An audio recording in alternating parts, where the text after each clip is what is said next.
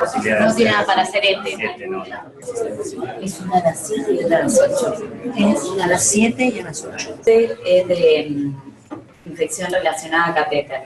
Bueno, me imagino que es una problemática que en sus hospitales deben tener, igual que en todos lados. Así que bueno, vamos a hablar un rato de eso y bueno, cualquier cosa me preguntan, me para. Bueno, las infecciones relacionadas a catéteres es una de las infecciones nosocomiales más frecuentes y es una de las causas más importantes de aumento de la estadía, de consumo, o sea, de gastos no relacionados puntualmente al motivo de internación del paciente. Bueno, en cuanto a la epidemiología, forma parte de una de las infecciones asociadas a los cuidados de salud más frecuentes, junto con las infecciones asociadas a sondas y la neumonía asociada al respirador, a los dispositivos en general. Depende también mucho del hospital y la incidencia que cada uno tenga, pero asociado a las infecciones del sitio quirúrgico, infección urinaria y neumonía, están dentro de las causas más frecuentes de IAS. La problemática que tenemos es que aumenta los días de internación en un promedio de 7 días, aumenta los costos y hay una mortalidad atribuible a esta patología que obviamente va a depender del agente causal, pero que va de un 0 a un 35%. Bueno, para ubicarnos con qué dispositivos estamos manejando. Catéteres, ustedes lo saben mejor que yo, arteriales y venosos. Arteriales pueden ser periféricos, como por ejemplo la TAM, o centrales, el SONAS. Y dentro de los venosos tenemos los accesos venosos periféricos y los centrales. Los de corta permanencia, que son aquellos que nosotros no deberíamos utilizar más de 15 días, o los de larga permanencia. Los semi-implantables, tunelizados, los implantables y el PIC, el catéter de inserción periférica central. También tenemos los tunelizados, en donde aquellos tienen un trayecto más largo que se coloca por vía quirúrgica subcutánea. ¿Cuáles van a ser los catéteres que más problemas nos van a dar? Los catéteres de corta permanencia, los que se hacen por punción. Entonces, ¿por qué? Porque estos hay que tener en cuenta la forma de colocación, que eso es el procedimiento que hacen ustedes. Debe ser con una técnica estéril y, como les decía, nosotros debemos reevaluar todos los días la necesidad y la utilidad de ese catéter. Bueno, entonces, ¿cómo es que se produce? ¿Dónde se puede producir la infección en el catéter venoso central? En la interfase, acá hay un esquema, en la interfase que es menos entre la piel y el catéter, que eso lo tenemos que sospechar cuando el catéter está hace menos de 8 días, o endoluminal cuando ya pasa más de 8 días. Por vía que sea una infección por la infusión o por vía hematógena, es mucho menos frecuente. ¿Qué es lo que ocurre? Los microorganismos tienen la capacidad de generar un biofilm. ¿Qué es el biofilm? Es una estructura que se forma por elementos inflamatorios, plaquetas, proteínas, polisacáridos de la bacteria, que lo que hace es generar un microambiente en donde los antibióticos no puedan ingresar, los microorganismos se dividen, se desarrollan con un crecimiento lento y eso hace que sea difícil erradicar la infección. Hay ¿qué factores de riesgo del huésped vamos a tener que tener en cuenta a la hora de sospechar una infección relacionada a catéter? Los pacientes neutropénicos, trasplantados o con quimioterapia son pacientes que van a tener alto riesgo de infección asociada a catéter.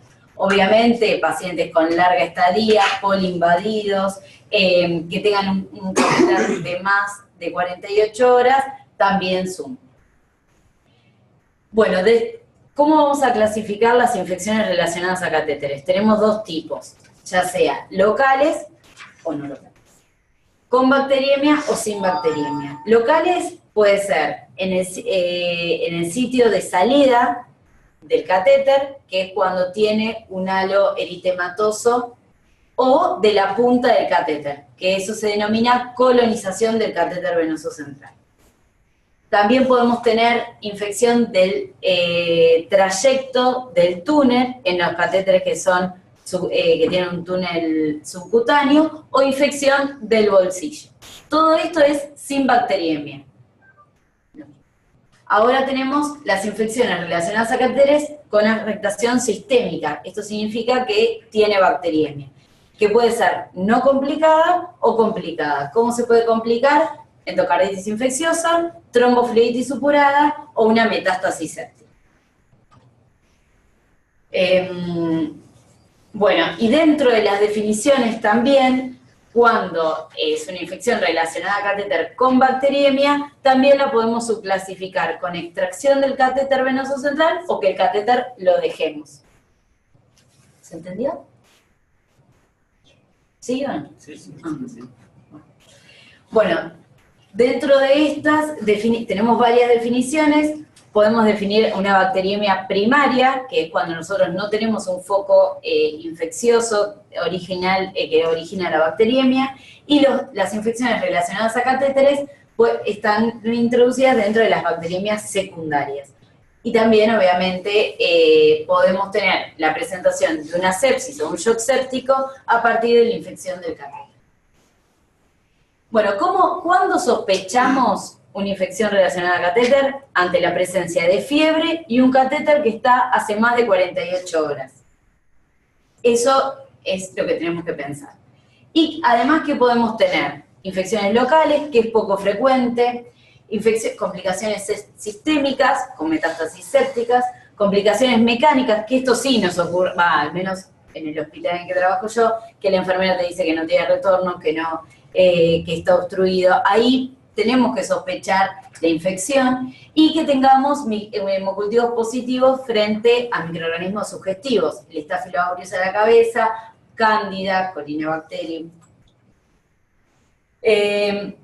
Frente a un paciente con fiebre e hipotensión, que si esté utilizando el catéter, también lo tenemos que sospechar. Si al sacar ese catéter el paciente mejora, también tenemos que sospechar que nuestro foco clínico fue el catéter. Sí, muchas veces les pasa a ustedes que el catéter tiene que ser colocado de urgencia y muchas veces la técnica estéril se rompe, también ese catéter debemos sospechar que puede llegar a verse infectado. Entonces, ¿qué es lo que tenemos que pedir frente a la sospecha de una infección relacionada a catéter? Hemocultivos. ¿Cuándo tienen que ser pedidos los hemocultivos? Siempre antes de iniciar el tratamiento antibiótico, con una metodología estéril. No sé si los toman ustedes, los hemocultivos. ¿Sí? Bueno, por ejemplo, en el hospital que yo trabajo lo toma el técnico de bacteriología, por ejemplo. No lo hace el médico. Nosotros lo tomamos. Por eso, esa persona que toma los hemocultivos tiene que estar bien capacitada a la hora de tomarlo, porque si no después vos tenés unos resultados que son poco claros. Pero bueno, mejor que los hagan ustedes con la técnica como corresponde. Obviamente que a la hora de tomar los hemocultivos tiene que ser con una metodología estéril, limpiando bien la piel. Tienen que ser hemocultivos pareados, primero tomar de sangre periférica, vena periférica, y luego a través del catéter, si no lo vamos a remover. Si lo vamos a dejar, si lo vamos a sacar, mandamos la PU.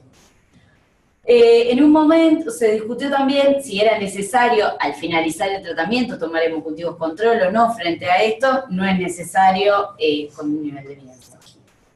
Bueno, entonces, si se cultiva, siempre hay que hacer cultivos cuantitativos de la punta de catéter, y si los removemos, como les digo, evaluar la velocidad de positivización de los hemocultivos, para sospechar que sea el catéter el origen causal de la bacteriemia.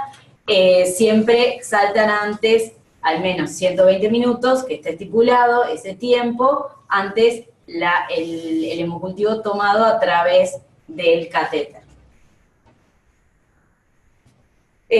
Bueno, obviamente no se recomiendan hemocultivos cualitativos, tampoco hay que sacar el catéter de forma rutinaria. Ahora vamos a ver cuándo tenemos que sacar el catéter o no, pero no es una indicación frente a, ante fiebre, sacar el catéter, sí tomar una muestra.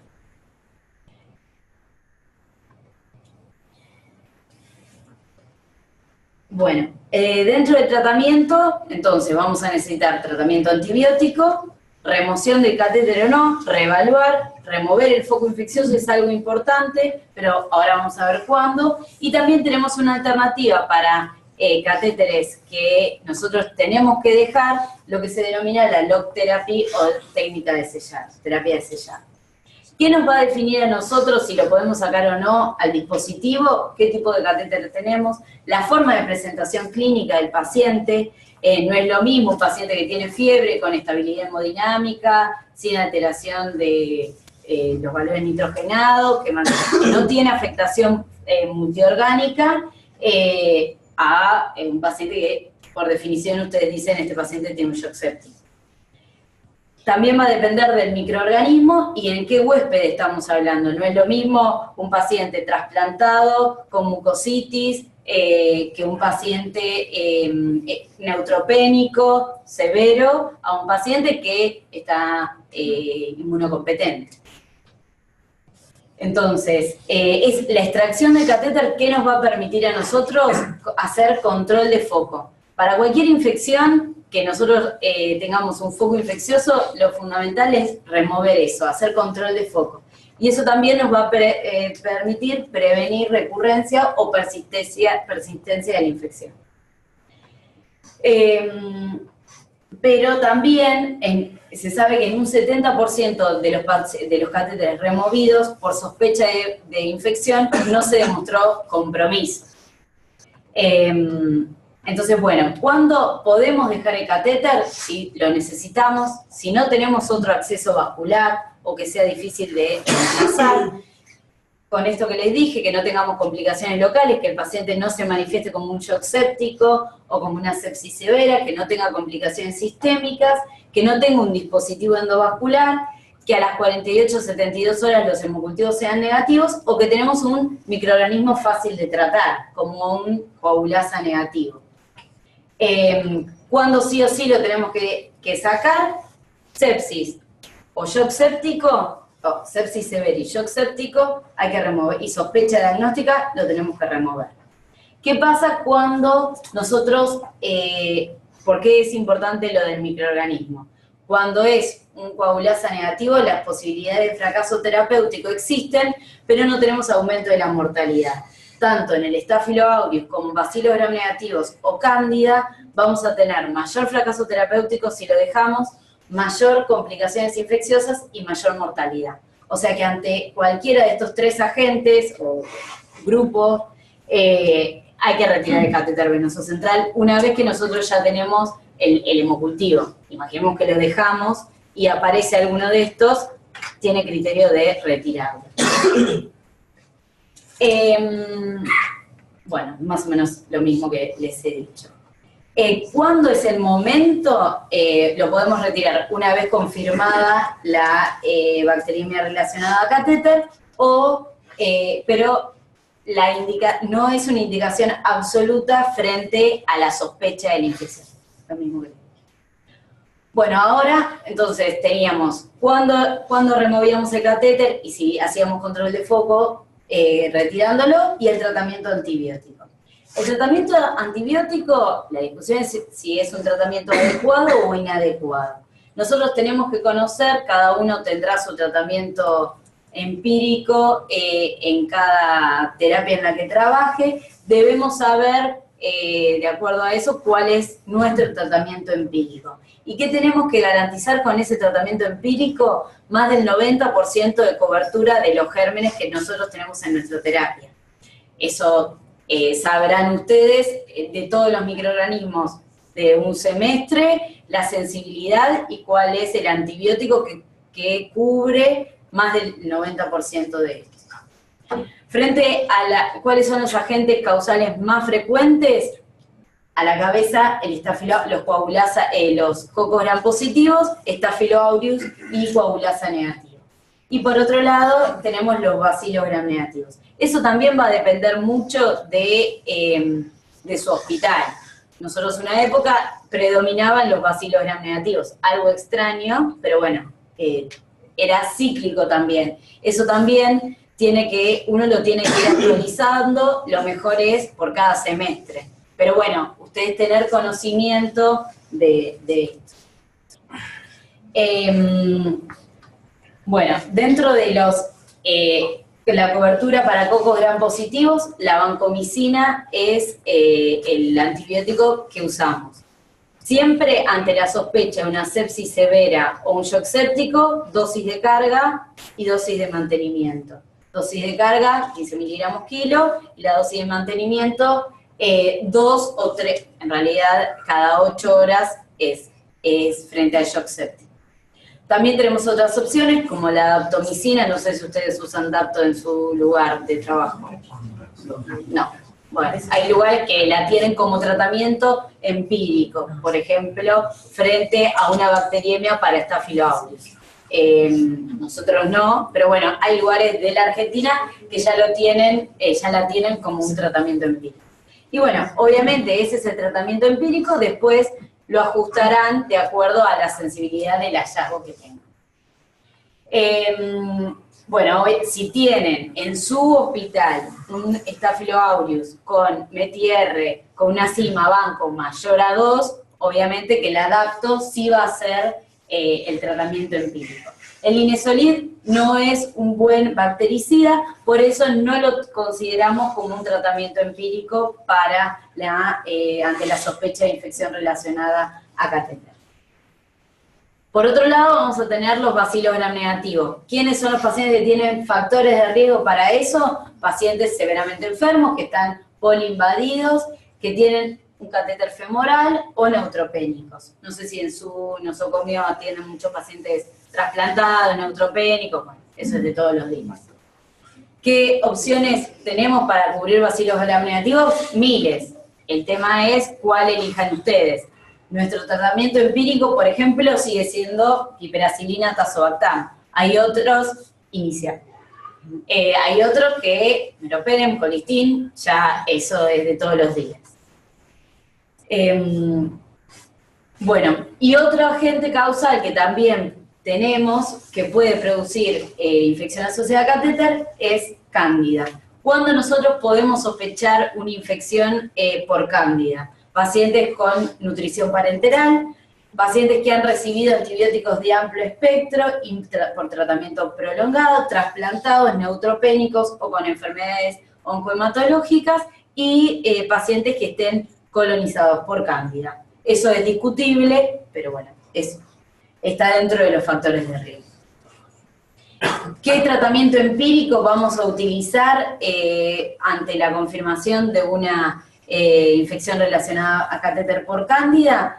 Equinocandinas o fluconazol. ¿Cuándo nosotros vamos a elegir el fluconazol? Cuando sabemos que el paciente no recibió azólicos en los últimos 3 meses y cuando en su institución tienen poco incidencia de infecciones por Candida krusei o Candida glabrata que son resistentes al flu o a los azólicos.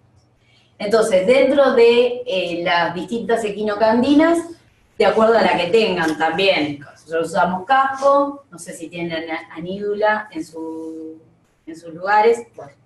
O si no, fluconazol.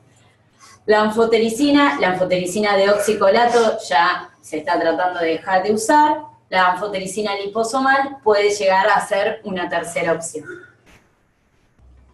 Bueno, ¿cuántos días tratamos una infección relacionada a catéter? ¿Cuánto tiempo lo tratan ustedes por un coagulasa negativo o un bacilo gram negativo?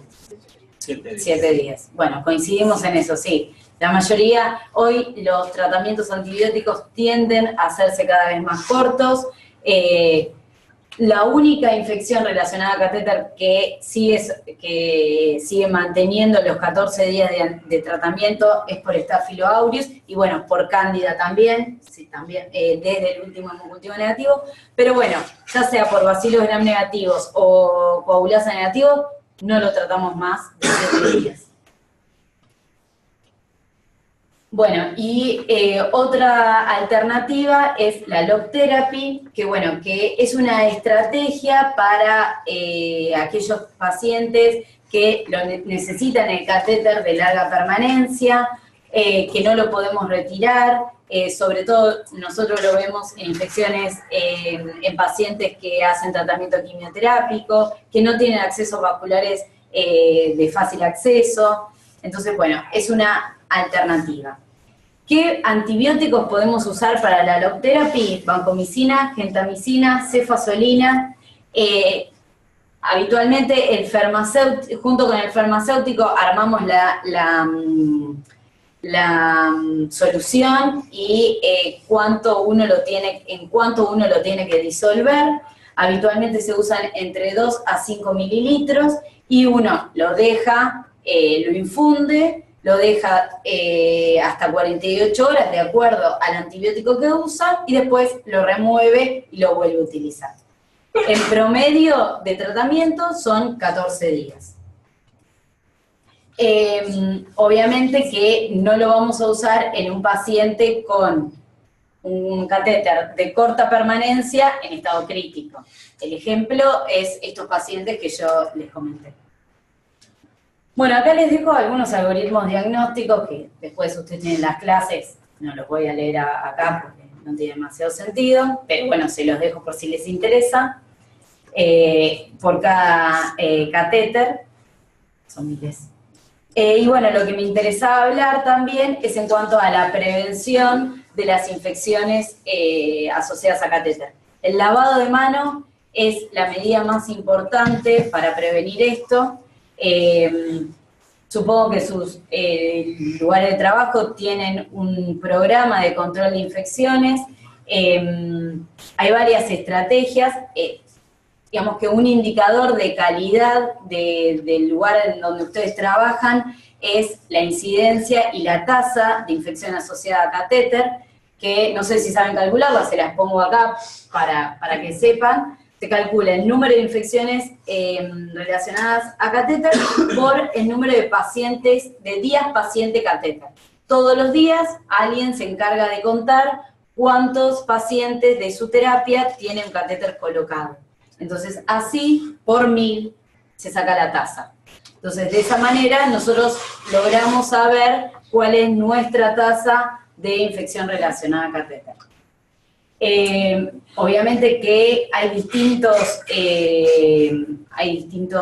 tenemos distintos programas. El VIDA, no sé si ustedes le reportan al VIDA. El VIDA es el Programa Nacional de Control de Infecciones, que tiene un estándar, nosotros debemos estar entre ese estándar, y está ahí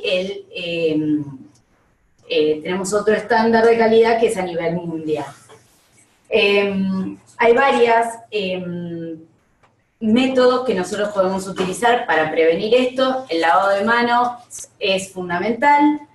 También hay cumplir todos los pasos a la hora de la colocación del catéter. No sé, hay un procedimiento y se debe cumplir. Y después tenemos el mantenimiento, que no lo van a hacer ustedes, si habitualmente lo hace la enfermería, pero debemos cumplir con eso. Obviamente, como les dije, el lavado de manos, las precauciones a la hora de la inserción de catéter, la limpieza con clorexidina, evitar accesos femorales y, como les decía, todos los días reevaluar la utilidad de ese catéter. Si nosotros no necesitamos el catéter, hay que sacarlo. No lo necesitamos más, lo retiramos. Estas medidas está demostrado que tienen utilidad para disminuir la incidencia de las infecciones relacionadas al catéter. Dentro de los accesos, el femoral es el último que se elige habitualmente, dependiendo de la capacidad del operador y del paciente. yo sé quizás en un paciente que está severamente plaquetopénico, técnicamente es mucho más difícil la subclavia que la femoral, por darles un ejemplo. Pero bueno, si podemos elegir, siempre el femoral debería dejarse como última opción. También la clorexidina para limpiar el sitio de inserción es mejor que iodopovidona. Creo que nada más. ¿Alguna duda? Esto es un tema sumamente frecuente. Yo, una pregunta. No Sí. me quedó claro esto de que dijiste el paciente que hace fiebre no siempre le sacas el catéter. Sí. Eso es así, porque nosotros varía de acuerdo a cuántos días tiene el catéter. ¿No usan retrocultivo de catéter ustedes? No. Nunca. Nadie, ninguno. Menos sí. En algunos lados sí se usa y está indicado. Si el paciente tiene 3 días el catéter y uno no sabe el foco cuál es, está indicado tomar retrocultivo. Sí, sí. Pero en algunos lados de rutina se retira directamente, lo cual no está bien. No, no está Claro. bien. Lo que nosotros generalmente hacemos es entre 3 y 5 días, si el catéter está permanente entre 3 y 5 días, se toma el retro, si es más de 5 lo cambiamos. Lo cambian sí o sí, por más que el paciente esté estable, Sí, más de 5, o sea, al menos eso es lo que, digamos, lo que se protocolizó en nuestro hospital. Justamente eso era lo que quería preguntar, porque yo creo que se remueven muchos catéteres necesariamente. ¿Y cuándo te das cuenta? Después que lo cultivaste Sí. te viene Claro, negativa la punta de catéter. exacto. Sí. Pero bueno, el retrocultivo es una la herramienta útil, está demostrado y no sé si ustedes coinciden, pero ¿Hasta cuántos días se consideran los retrocultivos?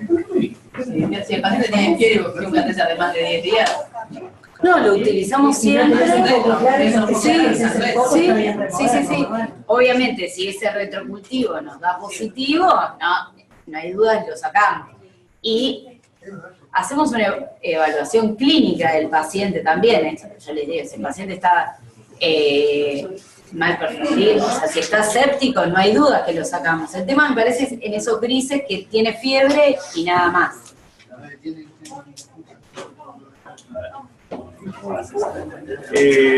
Catéter de 4 días en retrocultivo tengo un coagulasa negativo. Sí, si lo sacas o lo dejas. Si lo saco, lo dejo. Sí, nosotros, por ejemplo, nos damos retrocultivo justamente por eso. Si no pensamos que es el foco, la guía tiene menos de 7 días. Pero a veces es una cuestión institucional, pero no está mal tomar retrocultivo. ¿entendés? No, pero después, por eso, porque después nos pasan esas cosas que no, poniendo antibióticos de más. Donde yo trabajo por una cuestión institucional tampoco tomamos retrocultivo. Se saca la vía si vos lo Es sospechás. más que una decisión institucional, es un razonamiento clínico. Si vos tenés una alta sospecha que es la vía, sacar el foco primero. Obvio, sí. No, eso bueno. sí. Si vos no tenés sospecha, lo dejás.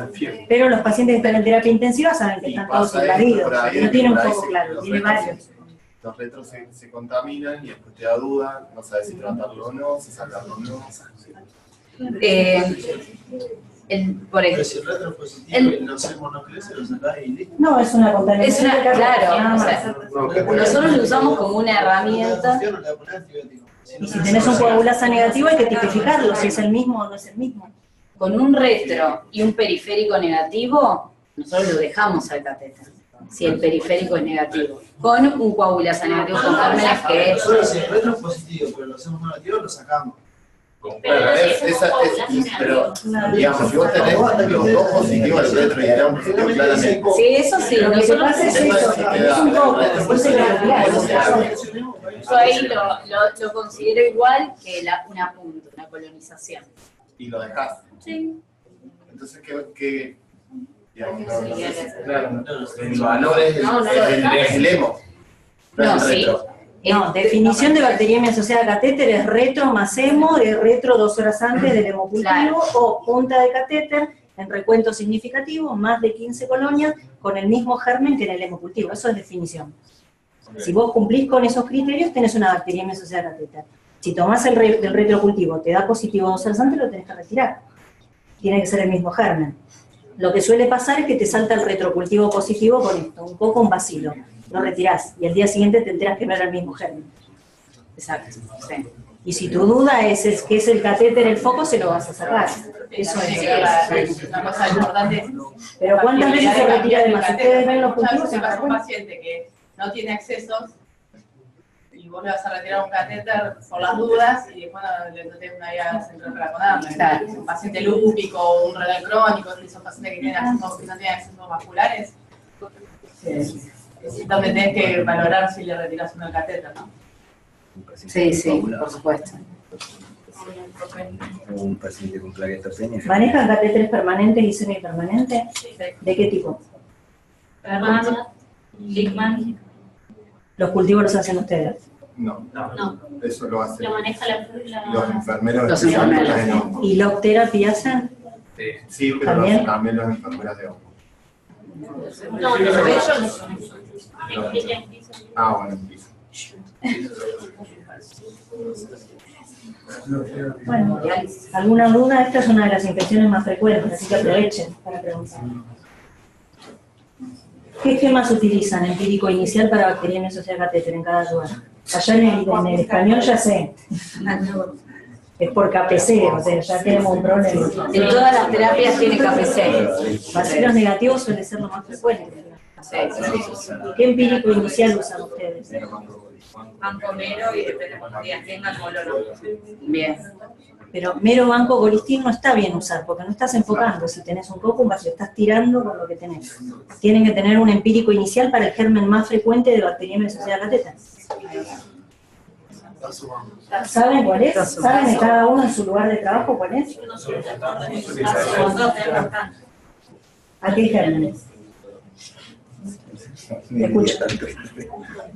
¿No? ¿No saben? No, yo sé por qué. Es importante saber eso. Yo hice el trabajo del año pasado, nosotros ¿Y qué tenían? mucha cantidad albicans y grabrasa, tuve un 25% de incidencia, y bacilos negativos tuve otro 25%, pero varios, entre KPC, Pseudomonas y Acinetobacter mucho. Pocos tuve pocos, SAME y SAME de los más frecuentes que fue otro 20% más. Lo presenté el año pasado, lo sé y lo tengo, lo sigo haciendo paulatinamente, así que sí. Claro, eso es lo que dijo ella. Cada 6 meses hay que renovar y ver cuál es el bicho que Sí, mantiene. porque les digo que cambia cada 6 meses la microbiología, se De hecho, yo me renueva. di cuenta de que, por ejemplo, el rebrote de cándida que tuvimos duró 3 meses y luego Claro, desapareció. exacto. Los brotes te cambian mucho la microbiología. Puedes volver. Estaba escuchando que ustedes tienen SAMR y Escherichia coli como causa más frecuente. Por eso usamos banco mero y se usan más de 7 Tenemos días. 50% de enterobacteria, 13% de acineto, 25% de pseudomonas, 4% de cándidas y restos de coco. Candida por el más 4%. Enterobacteria, primera opción. Sí. ¿Quién cuida los catéteres? ¿Tienen dos? ¿Tienen Tegaderm? todos tienen que dar con parche y creo. ¿Y cada cuánto lo recambian al Tegaderm? Todos los días. Y eso tampoco está bien. No. ¿Cuánto dura el Tegaderm? Es lo que se despega. 3 a 4 días tiene que durar, ¿sí? O si se despega o está sucio o tiene material visible, hay que cambiarlo. Pero la idea es el parche transparente para mirarla bien y no toquetearla. Esa es la idea, no cambiarlo todo. ¿Tienen protocolos de cuidado de infecciones? ¿Una enfermera a cargo de control de infecciones? Sí.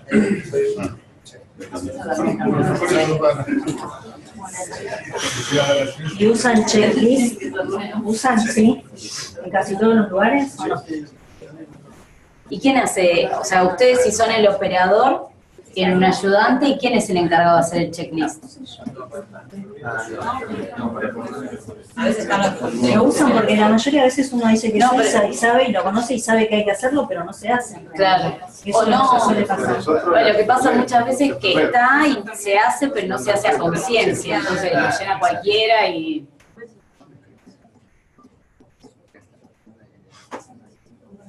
Y se fijaron si mientras usan checklist bajó la incidencia de bacteriemia asociada a catéter, eso es recontra importante.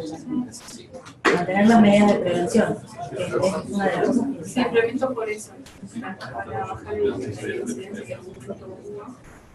que se notó que también era cuando se hace el ingreso de los chicos que ingresan a la terapia, los docentes, los psicólogos, y entonces ahí había como... Claro. Sí, sí, es muy frecuente. Tratamos ahora de la también para los checklists y demás. Y para poner la vía, ¿qué usan? Para poner la vía. ¿En qué sentido? Para Sí, para limpiar la piel. alcohol y clorexidina. Las dos Primero cosas. Las dos alcohol, cosas. primero jabón de clorexidina. Ustedes lo tienen como medio estandarizado lo que hacen, que es recontra importante.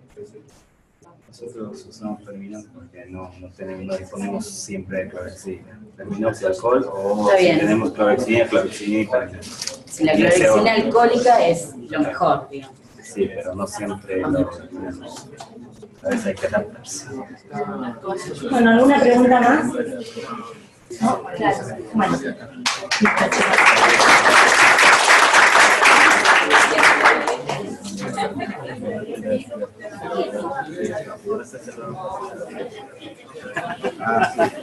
A las 7 vueltas. Sí, sí. Yo también voy a hacer un cachito. Así me dudan.